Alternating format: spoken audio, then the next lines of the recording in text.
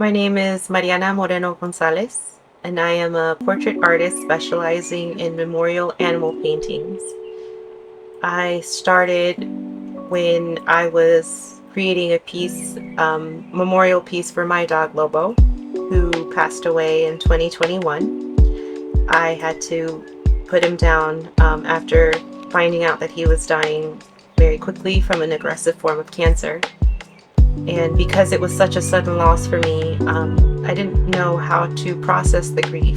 So someone had suggested making an altar for him.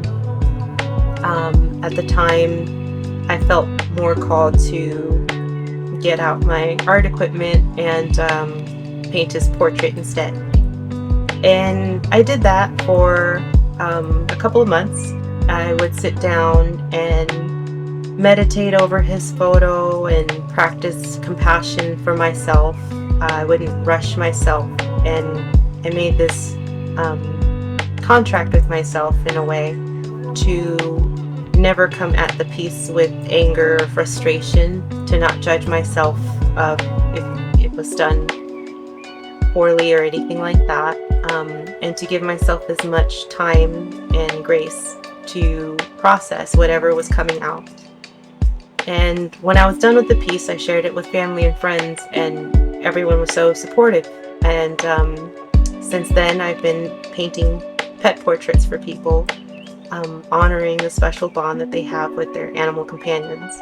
When people approach me for a pet portrait, I don't know what I'm going to get. So it's also fun to open the email and see, like, oh, it's going to be like a poodle today, or oh, it's going to be like this interesting cat with this beautiful pattern. And sometimes I I feel like some artists might feel like that can be nerve-wracking, right? Like what piece am I going to make next? But I find a lot of joy and excitement when I work that way, because at the end of the day, it's a service that I'm offering.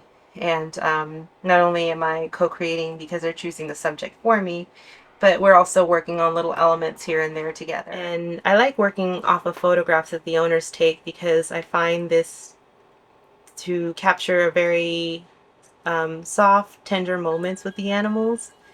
And I don't think anyone else can capture that quite relaxed stance in the animals as the owners can. When it's the owners, the animal is more relaxed, and you can see the loving gaze that they have for their owners and the trust. And it's easier for me to work off of those photographs to pull off that energy of the tenderness and the unconditional love that they're showing in those photos. So it's been fun exploring different ways of painting furs, textures, color patterns. It can feel challenging, but in a good way. And my goal is always to capture as much detail as I can, especially in the eyes, nose, and the face, because that's something that I tried really hard to do with my dog, Lobo's portrait, because I feel like that's what really carries that connection that we have with our animals. It's that loving gaze. It's those little details that we remember from our animals, oh, the little spot of mud, or the new little mole over here. Like, we know our animals, and so I try really hard to render the painting as close to the photograph as I can. And I also ask the owners which flower they would like to offer to their beloved companion. And sometimes they let me choose, which has been fun too. After having a conversation with the owners, after looking at the photographs, sometimes just certain images come up and people have been happy with the flowers that I choose or the colors. It ends up being one of their favorite colors, or a flower that's in their garden. So it's been fun to paint intuitively too, for people and creating these pieces.